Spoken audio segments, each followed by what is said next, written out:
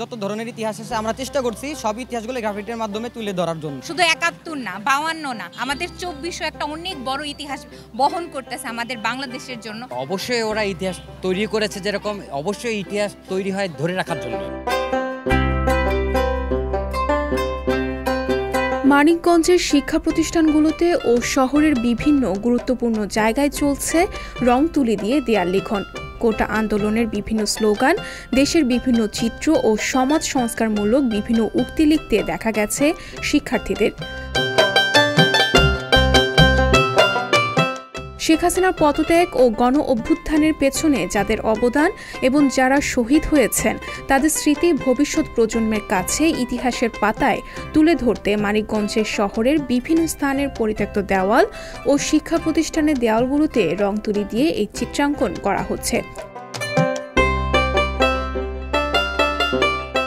শিক্ষার্থীরা স্বতঃস্ফূর্তভাবে কাজ করে যাচ্ছেন। এতে পথচারী ও সাধারণ মানুষের অনুভূতি ছিল আনন্দের। শিক্ষার্থীদের নিজেদের জমানো টাকা দিয়ে এই চিত্রাঙ্কন করা হচ্ছে বলে জানিয়েছেন একাধিক শিক্ষার্থীরা। অঙ্কনের মুখ্য যেটা কারণ সেটা হচ্ছে মানুষরা এখন সচেতন আর মজবুত করা, মানুষরাও জানানো যে আমরা যে দেশটাকে নতুনভাবে চালানো শুরু করতেছি বা নতুনভাবে গঠন করতেছি, সেই জিনিসটাকে আমরা সামনে আরও কীভাবে দেখতে চাই। আমরা শুধুমাত্র স্টুডেন্টরা একটা দেশ সামনে আগায় নিয়ে যেতে পারবো না, তার জন্য আমাদের দরকার আরও সাধারণ জনগণের সাপোর্ট। এখন প্রত্যেকটা মানুষ যদি তাদের অধিকার, তাদের সব কিছু নিয়ে সচেতন না হয়, তাহলে একটা দেশ গড়া কোনো দিনই সম্ভব না। তাদেরকে সচেতন করতে আর নতুন প্রজন্মকে ইতিহাসটা বোঝাইতে যে কি ঘটতেছে, শুধু ৭১ না, ৫২ না, আমাদের ২৪০০ একটা অনেক বড় ইতিহাস বহন করতেছে আমাদের বাংলাদেশের জন্য। এই গ্রাফিটির মাধ্যমে আমাদের ১৯৭১ সালের মুক্তিযুদ্ধের ইতিহাস এবং আমাদের ২০২৪ সালের কোটা আন্দোলনের ইতিহাস, যত ধরনের ইতিহাস আছে আমরা চেষ্টা করছি সব ইতিহাসগুলো গ্রাফিটির মাধ্যমে তুলে ধরার জন্য। ৫ তারিখ বিজয়ের পর থেকে তারপরের দিন থেকে সকাল থেকে শুরু করে মানিকগঞ্জের পরিচ্ছন্নতার যে কার্যক্রমগুলো সেগুলো সফল করতেছি। মানিকগঞ্জের রাস্তার আশেপাশে যেসব দেওয়ালগুলো ছিল, যেসব পোস্টার ফেস্টুন, আমরা সেগুলো নামানোর কাজ করতেছি। এই দেওয়ালগুলো আমরা সুন্দরভাবে সাজিয়ে তুলতেছি যেন পরবর্তী প্রজন্মের জন্য আমাদের এই জিনিসটা নিদর্শন হয়ে থাকে। ডেফিনেটলি অবশ্যই ওরা ইতিহাস তৈরি করেছে, যেরকম অবশ্যই ইতিহাস তৈরি হয় ধরে রাখার জন্যই। কারণ স্বাধীনতা রক্ষা করাটাই আমাদের মুখ্য ভূমিকা ওই বাচ্চারা রেখেছে এবং ভবিষ্যতেও তারা রাখবে। আমি আরও আশা করব যে আমাদের দেশের, যেমন আমার মাথায় আছে আর্মি, বুকে আছে পুলিশ, এদেরও আহ্বান জানাবো যে একে একে সবাই এদের মতন স্টুডেন্টদের মতন তারাও চলে আসুক, তারাও দেশটাকে সুন্দরভাবে ধরে রাখুক। চিত্রাঙ্কনের বিষয় হচ্ছে সবসময় আমরা জানি যে মানুষ যেরকমভাবে কথা বলে, মনের ভাব প্রকাশ করে, চিত্রও কিন্তু অনেক কিছু প্রকাশ করে।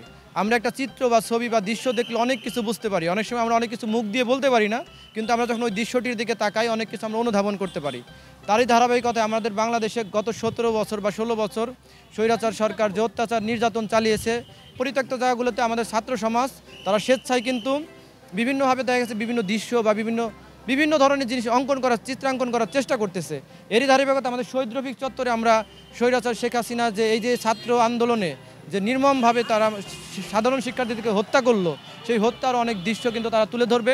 শিক্ষার্থীদের রক্ত ঝরার মাধ্যমে যে আমরা একটা বিজয় অর্জন করলাম, এই বিজয়টাকে যেন মানুষ ভুলে না যায়, এই ইতিহাসকে যেন মানুষ ভুলে না যায়, তার জন্যই কিন্তু আমরা এমন কিছু দৃশ্য শিক্ষার্থীরা এখানে অঙ্কন করবে, যার ফলে যেন এই বিজয়কে আমরা মনে রাখতে পারি, এই অত্যাচার নির্যাতনকে আমরা মনে রাখতে পারি এবং ভবিষ্যতে যেন বাংলাদেশে কোনো স্বৈরাচার মাথাচাড়া দিয়ে দাঁড়াতে না পারে, সেই বিষয়টা যেন আমরা ছাত্র সমাজ সবাইকে মনে করে দিতে পারি। এই জন্যই কিন্তু এই কাজগুলো চলছে এবং আমরা আশাবাদী এগুলো দেখার মাধ্যমে আমাদের আগামীর প্রজন্ম আরও বেশি সচেতন হবে, সুনাগরিক হবে এবং স্বৈরাচারের পতন দ্বিতীয়বারের মতো বাংলাদেশে যেমন হলো, বাংলাদেশ যেমন দ্বিতীয়বারের মতো স্বাধীন হলো, এই স্বাধীনতার স্বাদ জনগণ আস্বাদন করতে পারবে।